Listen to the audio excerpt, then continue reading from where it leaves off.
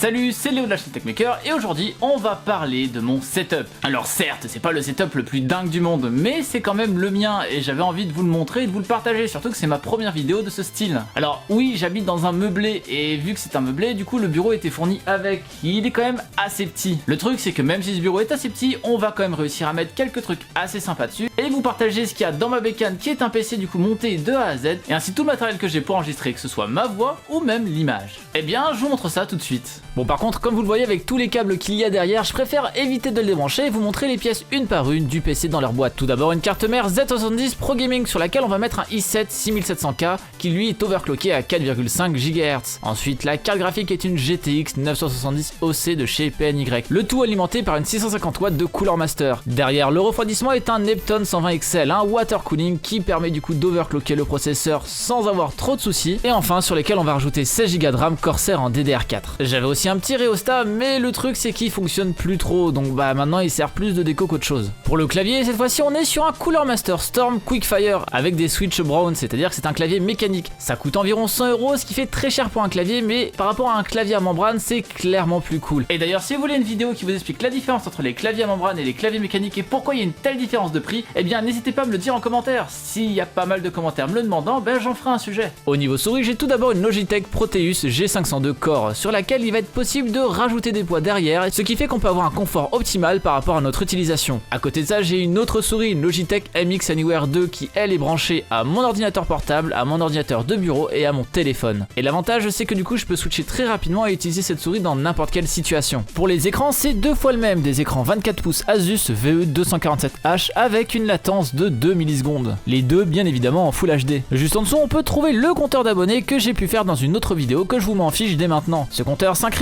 dès que vous vous abonnez sur YouTube. Alors si ce n'est pas encore fait, n'hésitez pas à le faire, ça vous coûte rien et vous verrez la différence sur la prochaine vidéo. Pour enregistrer ma voix, j'utilise un Rode NT1A qui est perché sur une Rode PSA1 Boom.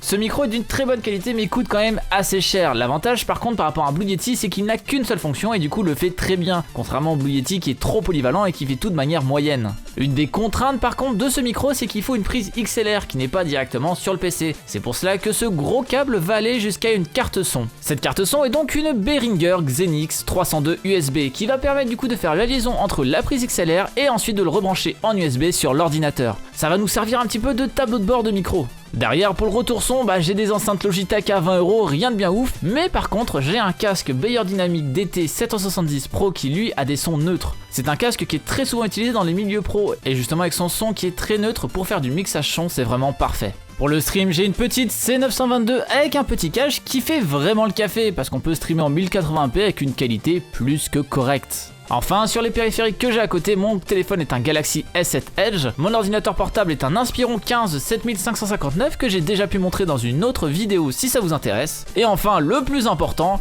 mon vélo d'appartement qui se trouve juste sur le coin, parce que j'ai pas trop la place autre part, mais au moins il tient bien et ça fait une déco supplémentaire, disons-le. Et enfin, avec quoi je me filme? Eh bien, je me filme avec un Panasonic Lumix G7. Cet appareil est très bien puisqu'on peut filmer jusqu'en 4K ou en 1080p 60 fps, sur lequel je vais rajouter un Rode Video Mic Pro pour enregistrer le son, un micro shotgun. Au niveau des trépieds, j'en ai deux, un Amazon Basics tout simple qui peut tout de même monter jusqu'à 178 cm et un GorillaPod pour l'accrocher un petit peu partout et pour pouvoir être tranquille en déplacement. Et voilà, c'est tout pour mon petit setup. J'ai essayé de le condenser un maximum puisqu'il est pas très dingue, mais étant donné qu'on me le demande assez souvent, et bien ici vous avez tout ce que je possède. Il y a environ du coup 5000 € de matériel comme je l'ai dit dans le titre, mais évidemment tout n'a pas été acheté d'un coup. C'est en achetant au fur et à mesure et surtout en profitant de deals comme on peut en trouver sur Deal Labs. Il y a plein de trucs que j'ai pas payé au prix fort et clairement Deal Labs, pour essayer de trouver des bonnes affaires, c'est quand même un très bon site, alors je vous laisse checker ça. Bien évidemment, les liens sur tout ce que j'ai dans le setup se trouvent dans la description. N'oubliez pas non plus à liker la vidéo si elle vous a plu, ça fait toujours plaisir. N'hésitez pas non plus à partager la vidéo partout où c'est possible et comme je l'ai dit tout à l'heure, à vous abonner en cliquant juste là si ce n'est pas déjà fait. C'était Léo de la chaîne Techmaker et surtout, n'arrêtez jamais d'apprendre. Salut!